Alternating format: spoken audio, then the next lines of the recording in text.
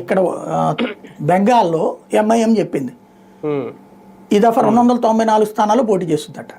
ఎందుకో తెలుసా? 40% ముస్లింలు అయ్యారట అక్కడ. ఓపెన్గా చెప్పింది 40% ముస్లింలు అయ్యారు కాబట్టి 294 స్థానాలకి పోటీ చేస్తామని.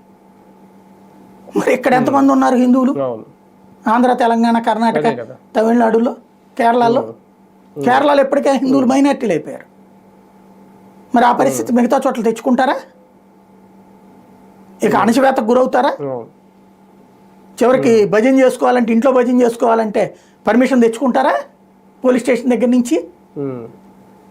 ఎప్పుడైతే ఇక్కడ ఏమవుతున్నది, హిందువుల్ని కవ్విస్తున్నారు ఈ మధ్యన కావాలని, దాంతో హిందూ చైతన్యం పెరుగుతుంది. దానికి అనుగుణంగా ఇక్కడ అధికార పక్షాలు ఉండట్లా. దాన్ని అప్పుడు ఆల్టర్నేటివ్ చూస్తారు వాళ్ళు. అది ఇక్కడ కీ పాయింట్.